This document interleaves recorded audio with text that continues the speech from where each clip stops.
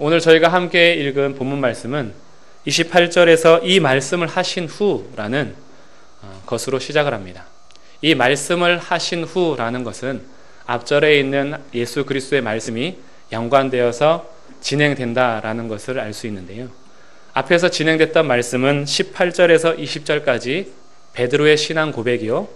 베드로가 예수님께서 하나님의 그리스도다라는 것을 고백한 이후에 예수님께서 처음으로 자기가 죽으실 것과 부활하실 것을 말씀하십니다.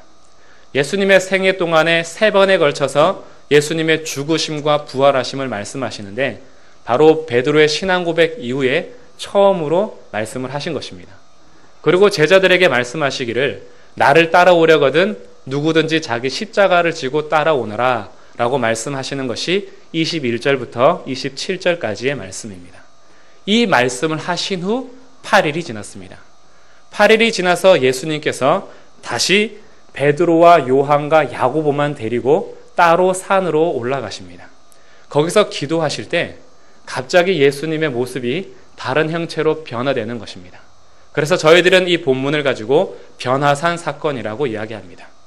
이 산이 정확하게 어떤 산인지는 아직 밝혀지지는 않았으나 예수님께서 따로 산에 올라가셔서 기도하실 때 영광의 모습을 보여주신 것은 앞에서 제자들에게 누구든지 나를 따라오려거든 자기 십자가를 지고 따라올 것이다 라고 말씀하시면서 예수님께서 만약에 나를 따르지 않으면 앞으로 다가올 영광에서 나도 너희들을 알지 못하고 부끄러움에 처할 것이다 라는 말씀을 언뜻 하십니다. 제자들의 삶은 십자가로 죽는 삶이지만 그 죽음 이후에는 영광이 있다라는 것을 앞절에서 말씀해 주신 것입니다. 우리 잠깐 살펴볼까요? 26절입니다. 누구든지 나와 내 말을 부끄러워하면 인자도 자기와 아버지와 거룩한 천사들의 영광으로 올 때에 그 사람을 부끄러워하리라. 인자도 자기와 아버지와 거룩한 천사들의 영광으로 올 때에 예수님께서는 결국 이 땅 가운데 십자가를 지시고 우리의 모든 죄를 사하신 이후에 부활하시고 제자들에게 말씀하신 것은 십자가 지고 나를 따를 것이다 였습니다. 그런데 결국 마지막에는 예수님께서 영광으로 오실 터인데 나를 따르지 않는 자는 영광으로 올 때에 그 영광을 누리지 못한다라는 것이죠.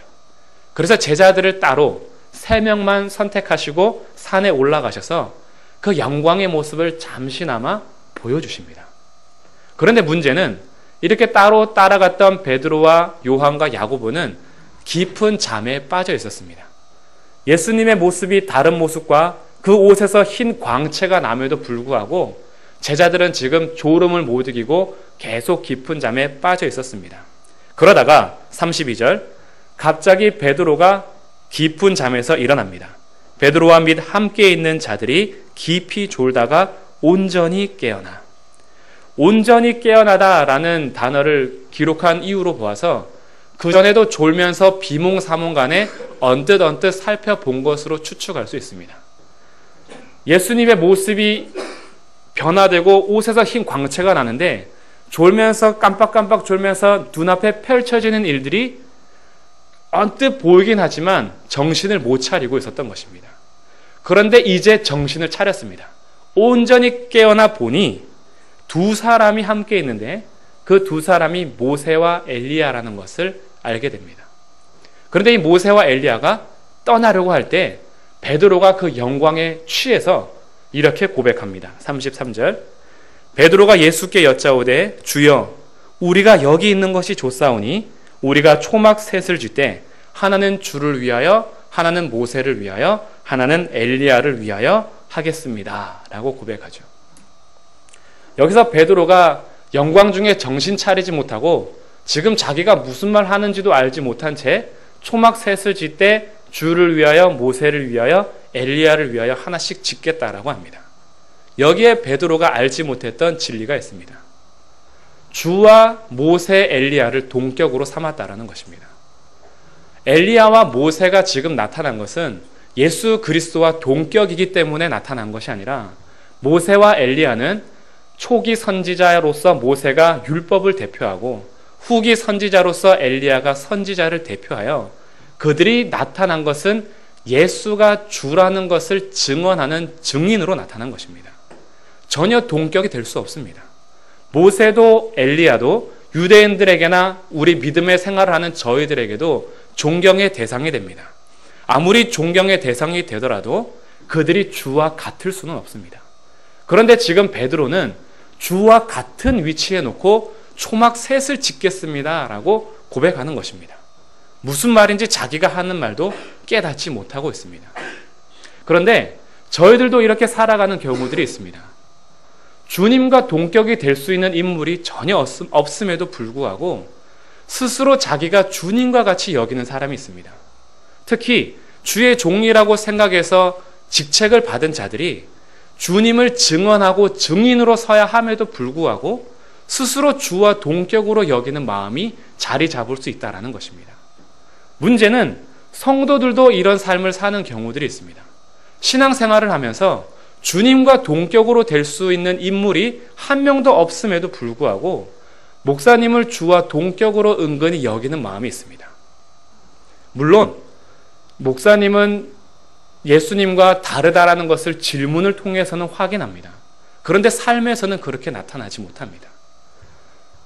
오늘날 많은 목사님들이 매체를 통해서 무너지는 삶들을 보게 됩니다. 그런데 이렇게 무너지는 삶을 볼 때에 믿음의 성도들이 자기의 믿음까지 같이 버립니다. 왜 그렇겠습니까? 여기서 나타나는 현상은 우리가 앞에 서는 주의 종들을 통하여 예수 그리스도를 봐야 하는데 예수 그리스도를 보는 것이 아니라 그 목사님의 목회를 보는 것입니다. 그리고 그의 삶을 보는 것이에요. 그러다 보니 그가 무너지면 자기의 믿음도 포기합니다. 왜냐하면 주님과 목사님의 삶을 동격으로 보았기 때문입니다. 그나마 목사님들이 앞에서 존경을 받는 이유는 같이 살아보지 않았기 때문에 존경을 받을 수 있습니다. 같이 살아보면 똑같습니다. 모두 다 죄인이요 하나님 앞에서 부끄러움지 않은 사람이 한 명도 없습니다. 그런데 앞에서 말씀을 전하면 멋져 보이고 앞에서 진리를 나누면 흠이 없는 것 같습니다. 같이 살아보시면 전혀 그렇지 않습니다. 다 똑같습니다. 그래서 주의 종들을 통해서 봐야 하는 것이 뭐냐면 전해지는 진리를 통해서 우리는 주님을 봐야 합니다. 주님을 보다 보면 때로는 주의 종들의 타락한 소식이나 무너졌던 소식을 접하면 상처는 받을 수 있고 실족할 수는 있습니다. 그러나 예수님을 향한 자기의 믿음을 포기해서는 아니 됩니다. 왜냐하면 주의 종들과 주님은 동격일 수 없기 때문입니다. 그를 보면서 자기를 늘 시험해 봐야 됩니다. 나도 여전히 죄인이고 나도 언젠가는 무너질 수 있다라는 그런 마음으로 계속 내가 무엇을 바라보고 있느냐라고 자기의 믿음을 점검해야지 그와 함께 자기의 믿음을 포기하는 것은 모세와 엘리야를 주님과 동격으로 놓았듯이 나도 지금 모세와 같은 인물, 엘리야와 같은 인물을 주님처럼 여기고 있는 것입니다. 전혀 그렇지 않다는 것을 우리는 기억해야 합니다. 지금 베드로는 전혀 자기가 무슨 말을 하는지도 알지 못합니다. 그래서 하나님께서 구름 속에 나타나셔서 베드로와 제자들에게 이런 말씀을 하십니다. 35절 구름 속에서 소리가 나서 이르되 이는 나의 아들 곧 택함을 받은 자니 너희는 그의 말을 들으라. 앞에서 18절에서 20절까지는 베드로를 통해서 주가 하나님의 그리스도이심을 고백받았다면 지금 변화산 사건을 통해서는 친히 성부 하나님께서 아들을 인정하시는 것입니다. 그래서 예수가 바로 택함 받은 자요 나의 아들이라는 것을 친히 제자들에게 음성으로 들려주시면서 너희들이 주목하고 들어야 될 것이 바로 예수님의 말씀이다라는 것을 말씀해 주십니다. 지금 베드로가 초막 셋을 짓겠습니다 라고 할 때 그가 놓치고 있었던 것이 무엇이냐면 모세와 엘리야 그리고 예수님이 무슨 대화를 하셨는지 전혀 알지 못한 채 그런 고백을 했다는 것입니다. 모세와 엘리야는 주와 함께 영광 중에서 무슨 말씀을 하셨는가? 그것이 31절에 나타납니다. 영광 중에 나타나서 장차 예수께서 예루살렘에서 별세하실 것을 말할세. 영광 중에서 나눈 이야기는 예수님의 죽으심입니다. 영광 중에서 어떠한 초막 가운데 놀라운 집을 짓겠다라는 것이 아니라 예수님께서 예루살렘에서 죽을 것을 말씀하시는 겁니다. 영광 중에 나누는 말씀하고는 조금 매치가 되지 않습니다. 어울리지 않죠. 영광 중에는 더 승리를 외쳐야 되는데 영광 중에 하는 대화가 오히려 죽음이라는 것입니다. 그런데 오늘 한글 성경에서 정확하게 번역되지 않은 한 단어가 있는데 예루살렘에서 별세하실 것 할 때 이 별세라는 것은 죽음이라는 것을 높은 자들에게 쓸 때 높인 말이라면 그 앞에 성취되다라는 말이 번역이 잘 되지 않았습니다. 예수께서 예루살렘에서 성취하실 죽음입니다. 예수님께서 이 땅에 왜 오셨는지 정확하게 말씀을 나누는 것입니다. 예수님께서는 이 땅 가운데 죽으러 오셨습니다. 예루살렘에서 이루어야 할 일이 예수님의 죽으심이었습니다. 그런데 지금 베드로는 예수님께서 예루살렘에서 죽어야 된다라는 것을 이야기하는 것은 전혀 듣지 못한 채 주님께서 우리에게 어떻게 행하시는지 알지도 못한 채 그저 영광에 취해서 초막셋을 짓겠다라고 고백하는 것입니다. 여기가 좋긴 좋습니다. 그 영광의 임재를 누리는 것이 얼마나 좋겠습니까? 세상 근심 걱정 다 버리고 하나님의 영광만 본다면 저희든 베드로 같았으면 오히려 초막셋이 아니라 30채는 짓겠다라고 고백했을 것입니다. 여기서 사는 것이 얼마나 즐겁겠습니까? 하나님의 영광을 누리던 삶을 기억해 보십시오. 다른 근심 걱정 전혀 없이 하나님으로 인하여서 만족했던 그 기분을 한번 생각해 보십시오. 전혀 하산하고 싶지 않을 것입니다. 여기에서 영원히 살고 싶을 것입니다. 그런데 예수님의 말씀을 들어야 합니다. 예수님의 말씀은 예수께서 예루살렘에서 어떻게 죽어야 할 것인지 그리고 죽음으로 이루실 그 복음의 성취를 말씀하시면서 너희들도 십자가를 지고 나를 따르라. 이것이 주님의 말씀이었습니다. 그런데 우리들도 베드로처럼 초막셋을 짓고 여기서 사는 것을 원하는 마음들이 많이 있습니다. 세상에서 사는 것이 싫습니다. 예배드릴 때 찬양하고 기도하는 이 영광, 주님을 직접 보는 영광에 비해서는 아무것도 아닌 영광이지만 이 영광이 얼마나 좋습니까? 그저 여기에서 하루 종일 찬양하고 기도하고 말씀 같이 나누고 같이 울어주고 웃어주고 여기서만 살고 싶습니다. 그런데 우리의 진짜 실력은 예배 끝나고 집에 돌아가자마자 나타납니다.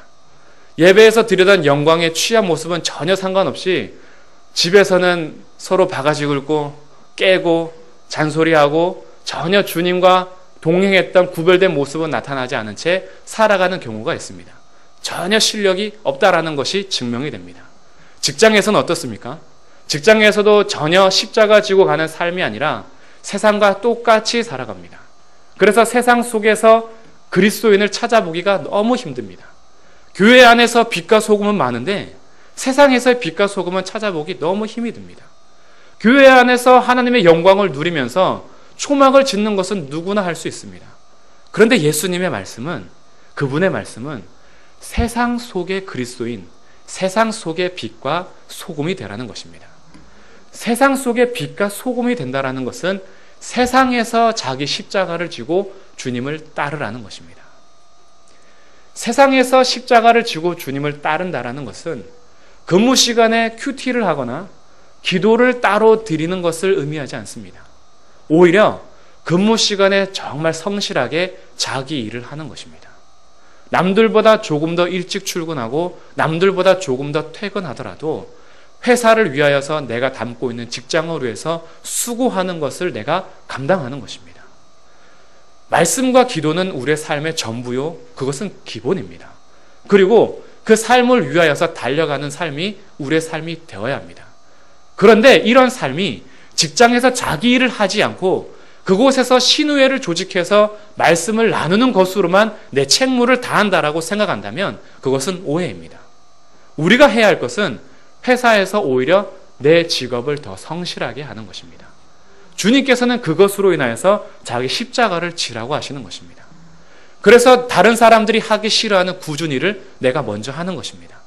다른 사람들은 승진을 위해서 그렇게 바득바득 경쟁하고 다른 사람들을 무시해도 나는 그것에 목표를 두지 않고 예수님을 닮아가는 것을 목표로 두면서 그곳에서 그리스도의 향기를 나타내고자 내가 한 번 더 죽는 것입니다. 그것이 자기 십자가를 지고 가는 삶입니다. 그러면 옆에서 물어볼 것입니다. 아니, 당신은 어떻게 매번 경쟁에서 실패하고 지고, 그리고 우리가 다른 자리에서 어떤 삶을 나눠도 당신의 삶에서는 웃음이 날 수 없는데 왜 이렇게 웃고 계십니까? 뭐가 그렇게 즐겁습니까? 라고 질문을 던지면 우리의 대답은 딱 하나입니다. 예수님 때문에 그렇지요. 세상에서 주님의 말씀을 듣는다라는 것은 바로 이런 것입니다. 세상에서는 높은 자리에 올라가고 부자가 되고 자기 경쟁에서 이겨야지만 기뻐하고 즐거워하지만 저희들의 삶의 목표는 높은 자리에 오르는 것이 아니라 내가 어디에 있든지 주님께서 허락하신 십자가를 지고 제자의 삶을 사는 것입니다.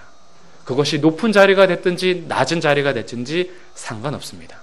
직업이 귀하든지 천하다라고 놀림을 받든지 그것은 우리의 귀 담아 들을 이유가 아닙니다. 우리가 귀 담아 들을 말씀은 주님의 말씀입니다. 이렇게 주님께서 그의 말을 들으라 라고 하시고 그 소리를 따르다 보면은 우리는 오직 예수만 보이게 됩니다. 36절입니다. 소리가 그침에 오직 예수만 보이더라. 변화산에서 초막을 짓고 사는 것이 좋긴 좋습니다. 주님의 영광만 보면서 사는 것이 얼마나 좋겠습니까? 그런데 주님께서 원하시는 것은 여기에 머물지 말고 세상에서 십자가 지고 살으라는 말씀입니다. 그렇게 여러분이 삶 속에서, 가정에서, 직장에서 예수 그리스도의 말씀을 들으면서 주님의 십자가를 지고 가다 보면 어느 순간에 우리 눈앞에는 예수만 보이게 될 것입니다. 그러면 그것이 가장 큰 영광입니다. 할렐루야. 이런 복된 삶을 누리시기를 주님의 이름으로 축복합니다. 네, 기도하겠습니다. 하나님, 저희들도 사실 변화산에서 보는 영광이 좋습니다. 세상에서 아무 걱정 근심 없이, 부딪히는 것 없이, 부딪히는 것 없이, 지지고 볶는 것 없이 그저 찬송하고 기도하고 하나님의 영광만 누리면서 사는 것이 참 좋습니다. 그러나 주님께서 말씀하시는 것은 예루살렘에서 별세하실 것을 나눈 예수님께서 우리의 모든 구원을 이루신 이후에 이제는 구원을 이루는 십자가가 아니라 구원받은 자로서 자기 십자가를 지라고 하십니다. 저희들이 예수 그리스도의 공로와 은혜로 구원받았으니 이제는 예수님을 따라서 구원받은 자로서 자기 십자가를 지고 세상에서 빛과 소금이 되도록 은혜를 베풀어 주옵소서. 오직 주님의 말씀만 귀담아 듣게 하시고 그렇게 주님의 말씀만 따라 살다가 우리 눈앞에 예수 그리스도만 보이게 하옵소서. 우리 주 예수 그리스도의 이름으로 기도드립니다. 아멘.